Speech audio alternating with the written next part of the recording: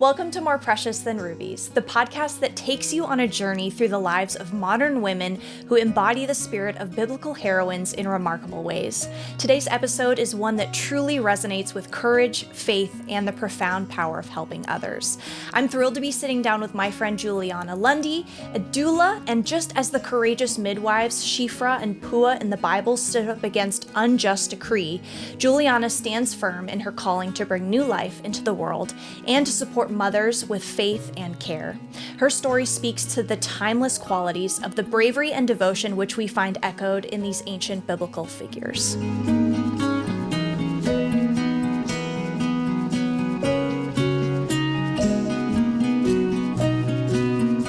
Juliana, I'm so excited to have you on the podcast. So excited to be here. Thank you so much for sitting down with me. We have so much fun and friendship that we've shared over the years. So to start, can you share a story with the audience to kind of tell us how we're connected? Absolutely. I feel like you and I grew up having a ton of mutual friends, but it wasn't until we started working at the same church together that we actually truly bonded and connected. And I will never forget, we had this staff retreat one time, and you, me, and another friend, Adelie, were all put in the same room, and oh my gosh, the midnight conversations we had were something else. And it was so bonding, so fun, and I think ever since then I was like, yep, she's a bestie girl, and we've just been close ever since. Totally. I think that you and I determined that we had a lot more in common than we thought we did initially. Honestly, yes. And I think I told her this before the episode started, but I really think that retreats or girl retreats should just happen more often. Because once a month. Totally. We need girls' time. And it's just so bonding and so needed. And it was,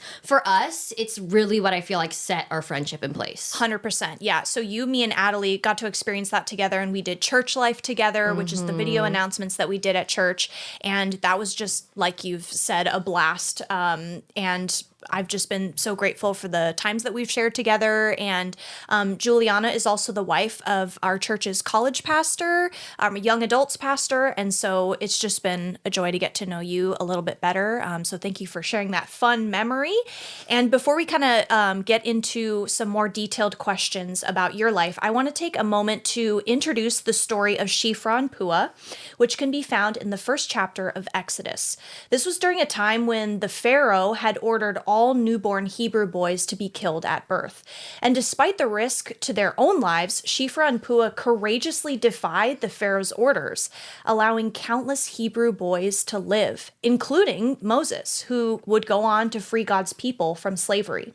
So these women trusted in God and chose to do what was right, even when it came at a great personal risk. Their courage is a beautiful parallel to the selflessness and strength required of midwives and doulas today. So Juliana, I see so much of their bravery in you and the work that you do as well. So to transition, I want to read the parts of scripture in which these women are mentioned. So again, this is Exodus 1:15 through 21. The king of Egypt said to the Hebrew midwives, whose names were Shiphrah and Puah, "When you are helping the Hebrew women during childbirth on the delivery stool, if you see that the baby is a boy, kill him. But if it is a girl, let her live." The midwives, however, feared God and did not do what the king of Egypt had told them to do. They let the boys live. Then the king of Egypt summoned the midwives and asked them, "Why have you done this? Why have you let the boys live?" The midwives answered Pharaoh, "Hebrew women are not like Egyptian women. They are vigorous and give birth before the midwives arrive." So God was kind to the midwives, and the people increased and became even more numerous. And because the midwives feared God, he gave them families of their own. And so, Juliana, I just want to note one thing in this verse that has always just made me laugh, and I love how the Bible is funny, is that these women were just basically like, oh, well, they gave birth too fast, so we couldn't do anything about it. And isn't that just such a funny element of it? So fun. And it's just so funny because in 2025, we still have midwives that miss the birth, which I've experienced one as a doula, which I will tell you guys about later, but it still happens in 2025, just back in the same in biblical times. And just the courage to lie to the Pharaoh. Honestly, we will never know, right? Until we get to heaven, we could really ask, did they really give birth so fast, or were you lying in the face of the Pharaoh? Exactly. And so that story is just so fun and kind of funny. And what an amazing piece of scripture that kind of exemplifies these women's bravery. So to kind of transition, can you tell the audience a little bit about what made you decide to become a doula? Yeah, absolutely. So when I was younger, I always like, you know, you always get the question, what do you want to be when you grow up? And for me, it was either a sumo wrestler, a dump truck driver, a ladybug scientist, or a baby doctor. And I didn't even know what they were called. I just said I wanted to be a baby doctor. Oh my like, I was gosh. 4 years old, 5 years old, 6 years old. And everyone would be like, oh, what do you mean by baby doctor? And I was like, I want to be there when the babies are born. And what's really interesting about me is I'm the baby of the family. So it's not like I had a younger sibling and I was like, oh, I just love babies. Like, I was the baby. So I don't know. It's like God planted this seed of like a passion for babies when I was young, and I just always wanted to be a baby doctor. And then, you know, life went about and I got different jobs. I worked at a gym and I was a violin instructor and all these things. Never, like, that kind of just went to the back burner. But meanwhile, like, birth was a complete side passion of mine. So I would listen to birth podcasts, read birth articles, watch birth videos, like hours and hours and hours of this. I remember I road trip to Arizona one time, and the whole 5.5 hours there, listened to birth podcasts. The whole 5.5 hours back, that's 11 hours of listening to birth podcasts just because I was passionate about it. Wow. And what I didn't realize was, like, every single second I was listening to those birth things, I was, in a way, it was educating me about being a support person in birth. And I didn't even think about it until I was at a bridal shower a couple years ago. And one of my friends was pregnant, and I was like, oh, in a dream life, I'd be a doula. And she looked at me. She's like, Juliana, you would be an incredible doula. Like, promise me you'll at least go home and Google it and see if it's a possibility. And so I was like, that was the first time in my life that I ever thought, like, oh, this could actually be a career option for me. And I just remember, like, I would always say in a dream life, I'd be a doula. And I'm like, I'm in my mid-20s. Like, I'm still young. Like, why am I, like, I still have such a life ahead of me. Let me pursue what I'm dreaming of. So I went home and I Googled it. And it's almost like God just gave me this overwhelming sense of, like, open door, go for this. Like, this sense of peace. And ever since then, I've, like, had this undescribable joy that, like, I am exactly where the Lord wants me. And it's just, like, the most purposeful, rewarding job in the world. And I love it so much. So I essentially went home, Googled it. And then the following year in the summer, I did a kind of like intensive doula workshop. From there, I took birth classes, lactation courses, all that stuff. And then in the January of 2024, I decided to, all right, I've done all of my training. I'm going to attend my first birth. And that was probably one of the most scary things ever. I'm driving to the birth. I'm like, my imposter syndrome was like 110%. I'm like, I've done hip squeezes, but never on a mom that's in labor. And I've done, you know, these comfort measures, but never. And it's just crazy how the Lord equipped me so much in that first birth. He just, like, he gave me the confidence and just, like, the heart to just love and support this mama that's giving birth. And it was honestly such an incredible day. And, like, ever since then, I'm like, okay, Lord, I will do this until I'm 95 years old. Like, I love this so much.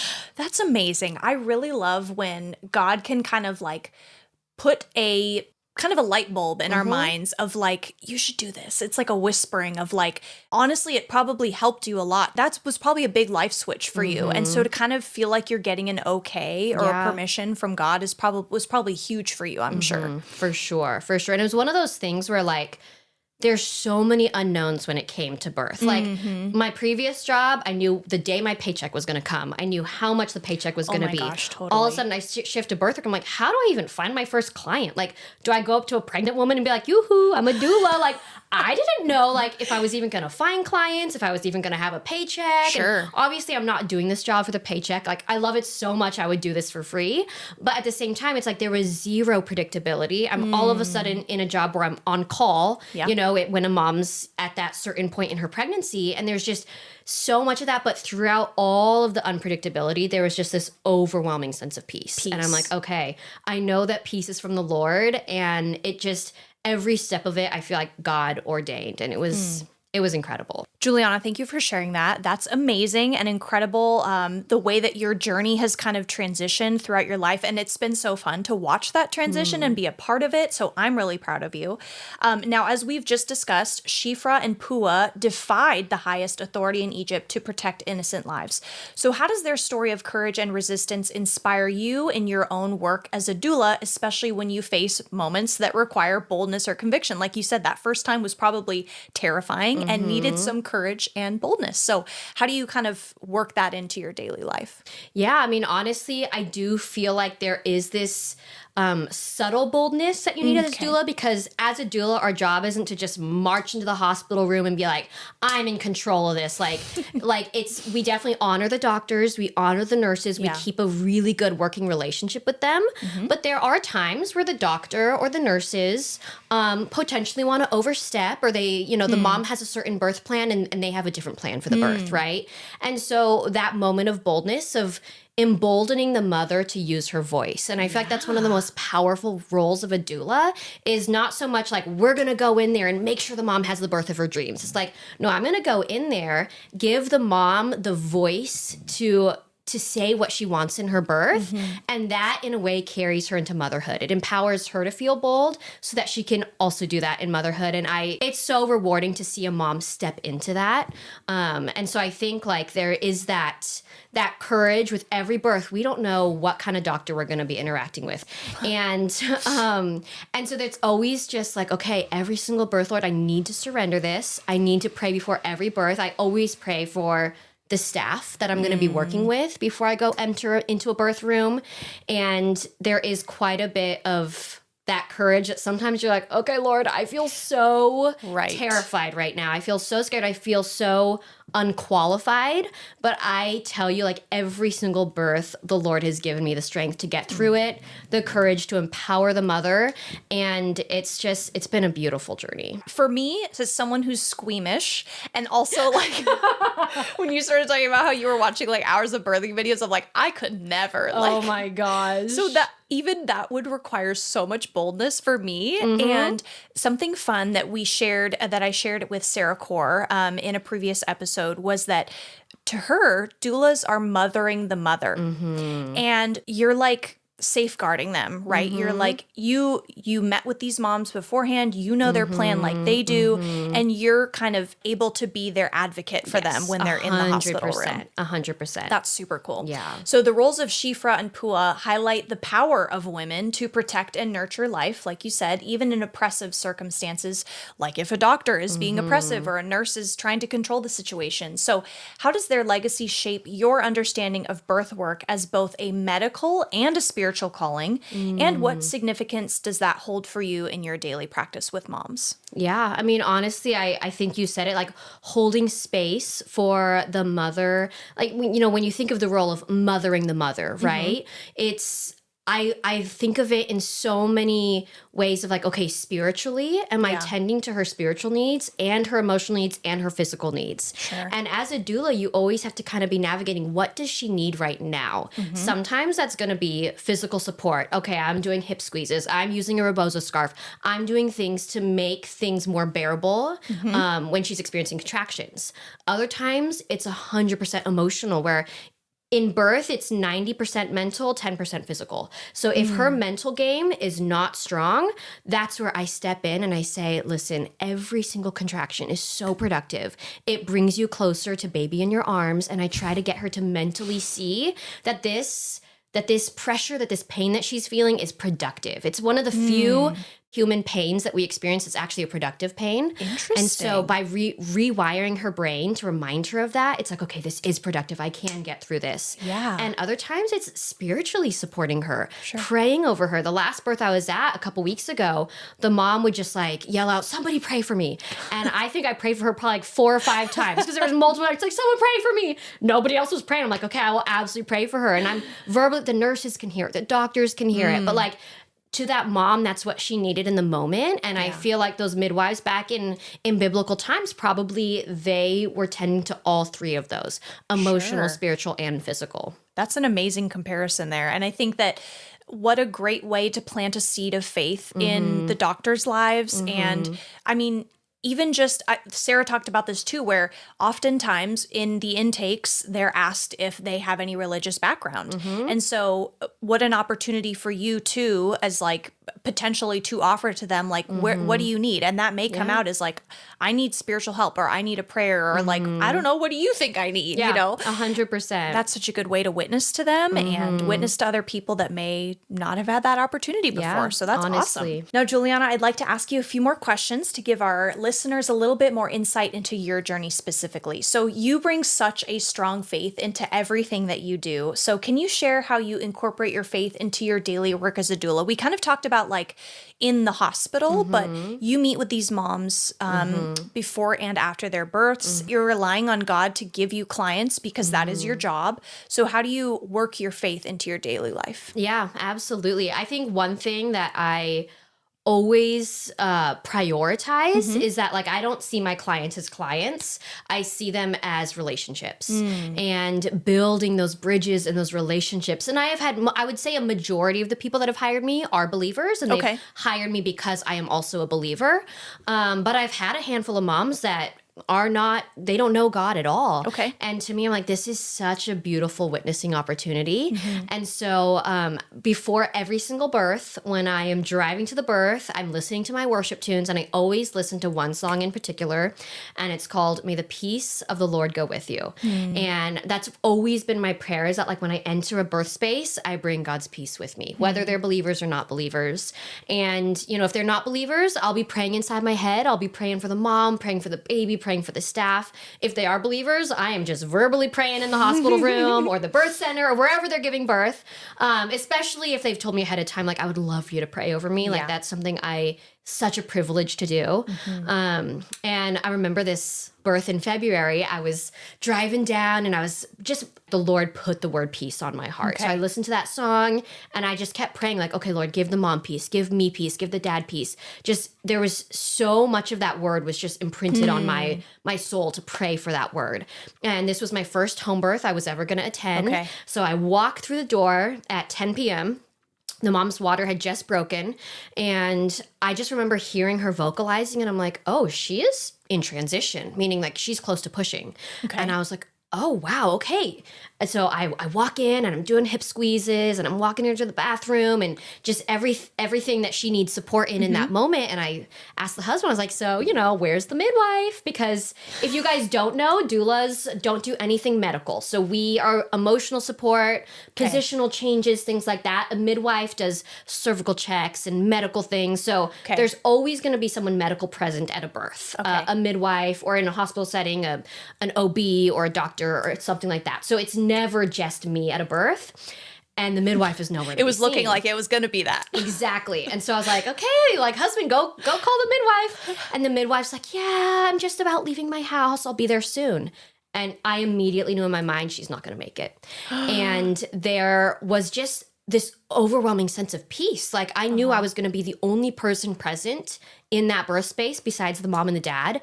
And there was no part of me that like had anxiety or thought like, what if something goes wrong? Like, the Lord just eradicated all those thoughts from my mind. And sure enough, the mom starts bearing down, which is like pushing. And I was like, okay, with this next push, like, she's standing up. And I was like, can I kneel down and like see if I can see baby's head? She's like, yeah. So I kneel down. Baby's crowning, meaning like the baby's head is coming out. And I was like, oh my gosh. I like threw my phone. I like cut my hands underneath, and this mom is standing. So the pressure to catch the baby is that much higher, because if I don't catch the baby, it's falling like 4.5 feet to the floor. So I see eyes, then I see nose, and it's looking at me. And then the whole face comes out. Yeah, eye contact. I'm like, the baby starts vocalizing. Like, and it's not fully out. It's just the head is out. Which is a good sign, Which is a great sign. Yeah. And so I'm just holding the baby. Oh my gosh, the baby's head, and there's a nuchal cord, meaning the cord was wrapped around the neck once, and then a nuchal hand. I didn't tell this to the mom because I wanted her to stay in the zone. It's just another variation of normal. And then like 1 minute later, she pushes the baby out. It just goes flying like 60 miles per hour vertically down. And you catch the baby. It's covered in vernix, which is like, think mayonnaise with like every oil in the world. It's so slippery. And I'm like holding it. And I'm like, okay, husband, get in here and help me. I gently unravel the cord, pass it under the mom's legs. I'm like, okay, sit down and we'll put baby on your chest. Dad, go grab a warm blanket. Let's keep the baby warm. And like 25 minutes later, the midwife showed up.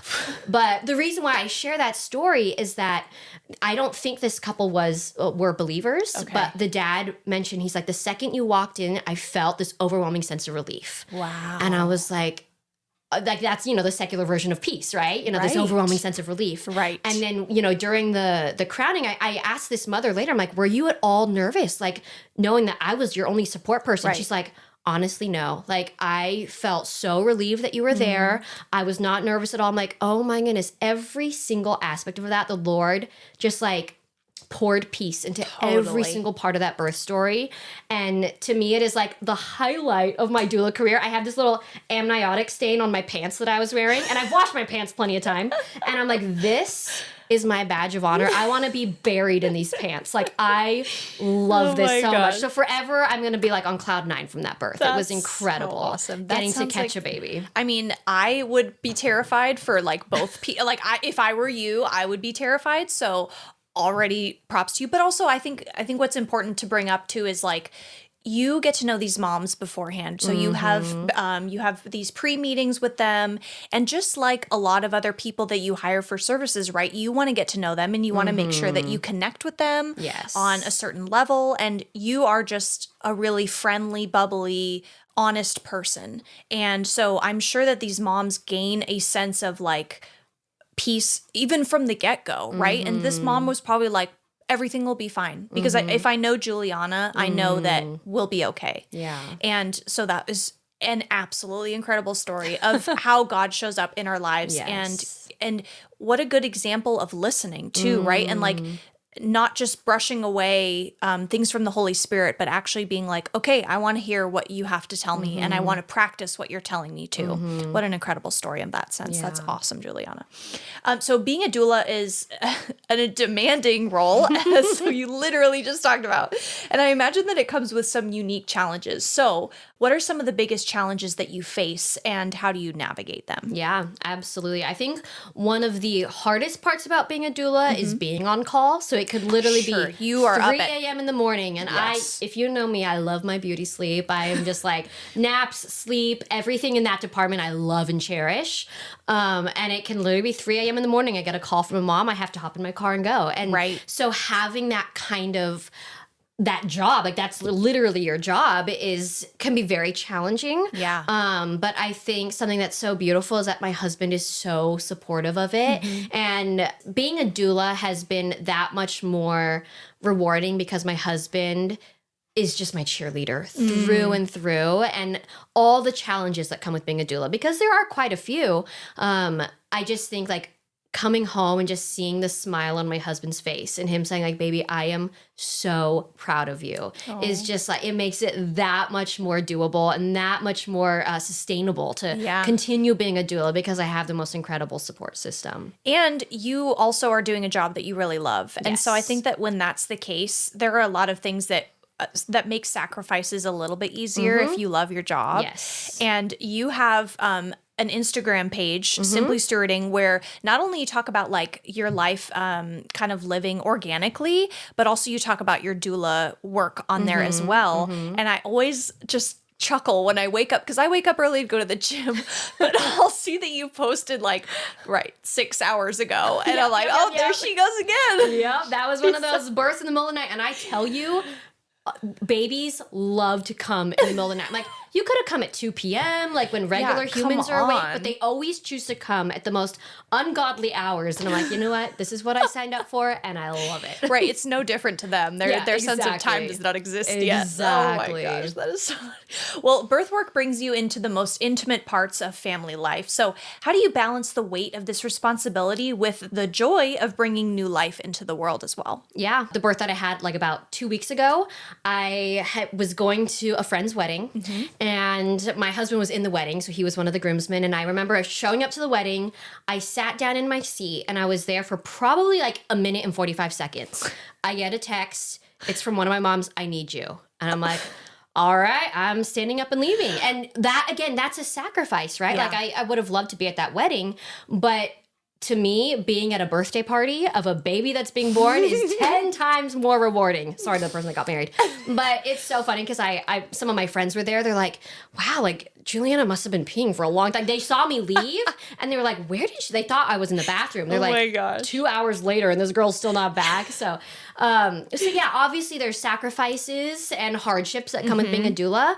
But again, it's like, there's no greater joy than being exactly where the Lord wants you. And like to be walking in his will for your life gives you so much purpose and so much joy that any bit of sacrifice is so worth it. I love that. So worth it. So Juliana, in your journey so far, what are some of the most valuable lessons that you've learned from the moms that you've served? Honestly, the moms that I have served, every single one of them holds such a special place in my heart. And again, I'm a very relational doula, maybe a little too relational, but like I meet up with coffee shops with them all the time, like before they've had the baby, after they've had the baby. I mean, I just had, today I was at a coffee shop with a client that she gave birth last July and then a client that gave birth this February. And the three of us all got coffee together with their babies. And it was like, the feeling of holding a baby that you helped, like got to be a part of that birth story, but like a year down the line or whatever is so rewarding. It's so incredible to see that. But these mothers, the thing I've learned the most from them is that building that level of trust and that relationship carries you so far. And it's like, I think that's one of the biggest things that in doulaing, you're always like, okay, well, how am I gonna find my next person? Like, how am I gonna find another mom to serve? And when you build a relationship with these moms, they immediately, when some of their friends are pregnant, Word of mouth. Oh my gosh, I use this doula. She's amazing. All these things. And so I think just the relationships that I have built with these moms have been one of the most beautiful, rewarding parts of this job, honestly. Like, obviously the birth is rewarding and the babies are rewarding, but these relationships carry on so much further past the birth for me.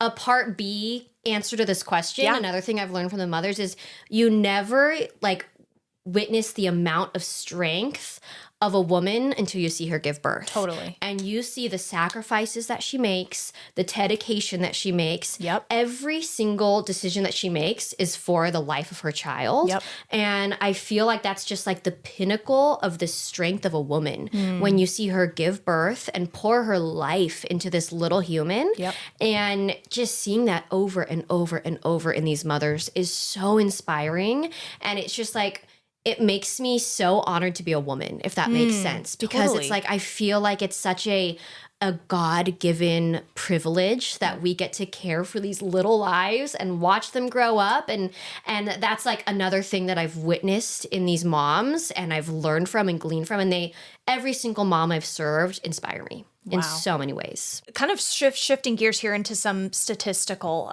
questions. So according to a study done by the U.S. Government Accountability Office, which I'll link in the show notes if you want to read it, this study was done in 2021. 12% of all births were attended by a midwife. And the number of births attended by midwives and the number of practicing midwives have actually increased in recent years.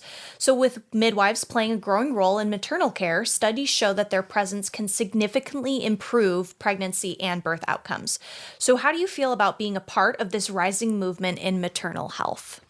Honestly, it's so exciting to see more moms start to realize like, oh, I can have a different birth story than what my mother had, or that what I see in the movies, or all the horror birth stories that I hear. Like, birth does not have to be traumatic. Birth does not have to be a medical event. Birth or lonely. Exactly. Birth is something that's beautiful, and yes, there's intense moments, but I think the intensity is what makes it more beautiful. And the fact that you have to work so hard to bring this life makes it that much more rewarding. And so I love that moms are starting to decide differently for their own births and for their own stories. And if they want a birth that is supported by another woman and to have another presence of a woman there, which is so actually very important. Statistics have shown that having another woman present in your birth can have so many incredible benefits. Got it. Oftentimes, what will happen is a mom will have a very traumatic first birth. Okay. Then she does all this research and realizes, oh, doulas exist and midwives exist and birth centers exist, or midwives in hospitals exist, or home births exist. And they decide, all right, I'm going to put in the hard work and the investment, because it is an investment, to have a redemptive second birth or third birth. Probably one of my favorite things is working with moms that have had traumatic births and then helping them in their pregnancy and their birth and post-birth, and watching God just rewrite that birth story and heal them through birth, through a redemptive birth from their past birth trauma. It is so incredible to witness firsthand, and such a privilege and an honor to be a part of that. Yeah, that's amazing. And again, it's that relational element, right? Like now they know their birth can be better, and also now they have this new friendship and relationship with this person who like probably ended up trauma bonding with them, right? Like not that you went through that same trauma with them, but like I'm sure you as a person, you're listening to them, you're hearing that past trauma story, and you're walking with them in this new journey of how they can make a difference in this next story. So that's incredible that you're doing that for them.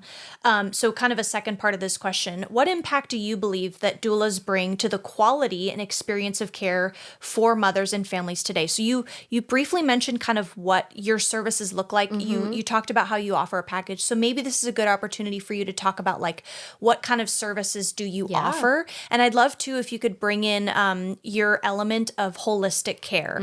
So you're a big believer in holistic care. And I always see you making these beautiful baskets of tea. And so could you use this opportunity to kind of talk about like, what do you offer? And why do you think that your approach of holistic care is important? Yeah, absolutely. So every doula is going to offer something different in their package. But for me personally, I do 2 prenatal visits, and I love the prenatal visits because it's a chance for me to get to know the mom and the dad and build a relationship with them. And at the first prenatal visit, we go over third trimester nutrition, things that they can be prioritizing and putting in their body to help reduce medical risks in the birth. So hemorrhaging and things like that. They can prioritize protein. And then one of my favorite things that I always recommend to every single mama out there is called Nora tea. If you follow me on Instagram, you see it all the time. It stands for nettle, oat straw, red raspberry leaf, and alfalfa. And this blend of herbs is like a woman's best friend. It's so good for our hormones, whether you're pregnant or not. So good for your hormones. So good for a mother, especially in the second and third trimester. It tones the uterus, and it gives her lots of minerals and vitamins needed for that third trimester of growing that baby.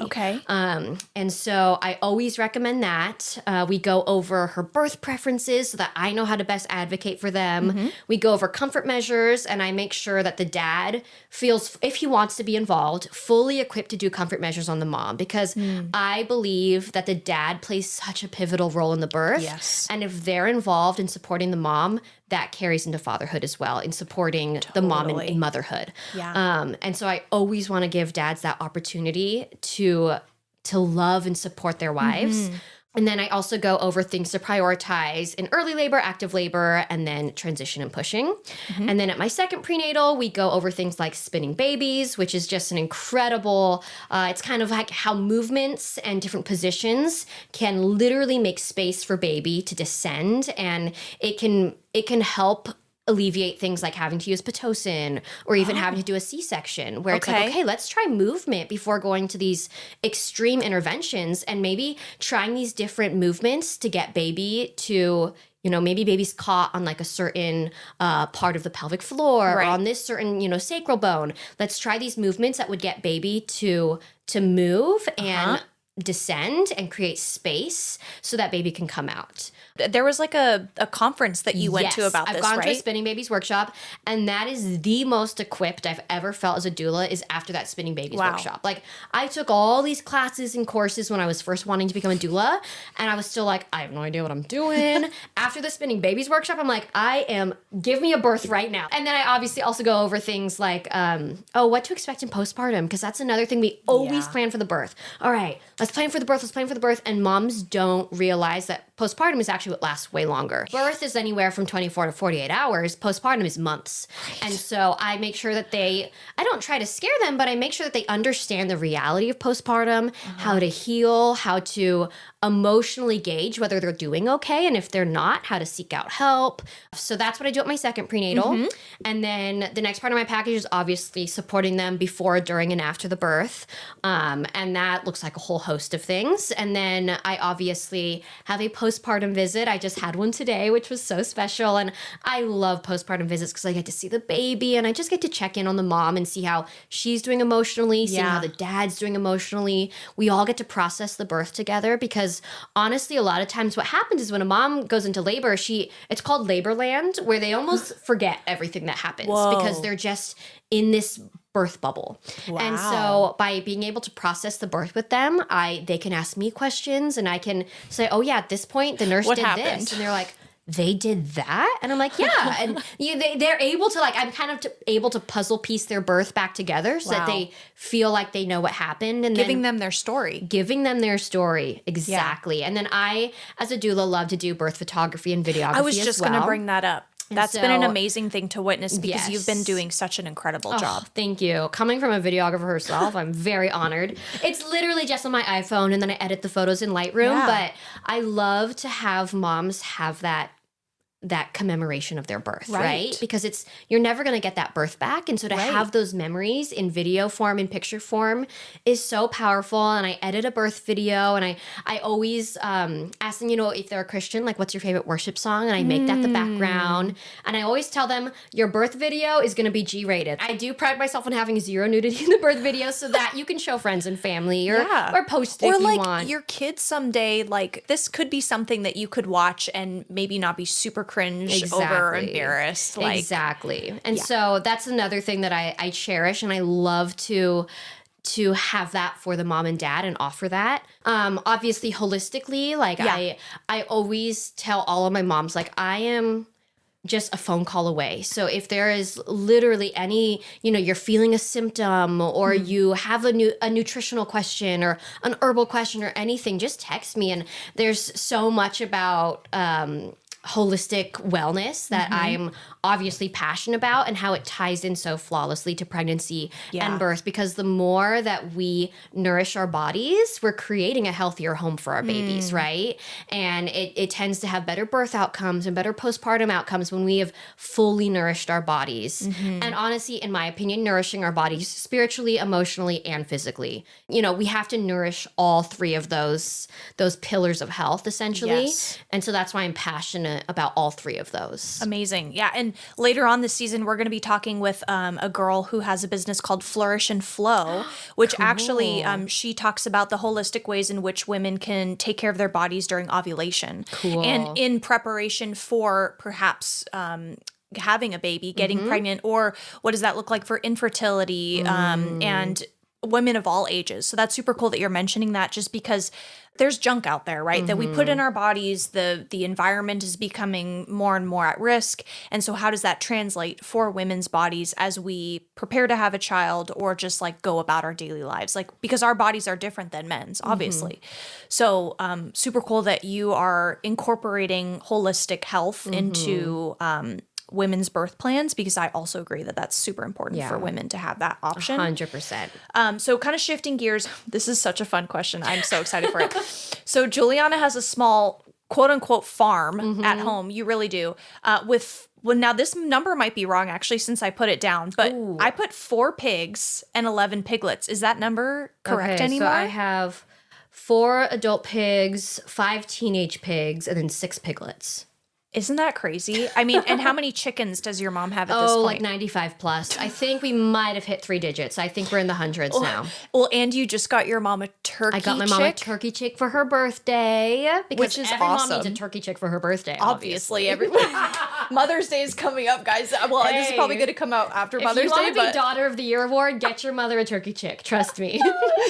So, and Juliana also said, like, I almost brought my piglet with me, which would have been amazing, but I don't know if Sir Bucky here would have done well with that. But Juliana brings her piglet to public places and will have, generally, he or she hides in a shirt. Yes. Or have you carried him in a baby carrier? I like haven't a wrap? yet, but recently I've been carrying this. I've decided to name this piglet. She was born on Saturday, Paprika, and Poppy for short. And I've been taking Poppy to like a coffee shop every day. So yesterday we went to James Coffee. Today we went to the Good Source, and I wrap Poppy up in a little sweater and I hold it. And the amount of moms that have come up being like, is that a baby? I thought that was like a preemie baby. And like one mom yesterday at the coffee shop was like, that was like the ugliest baby I'd ever seen. I was like, well, obviously, because it's a pig, not a baby. She's like, now that I know it's a pig, it's so cute, I promise. I just thought it was like an alien preemie baby.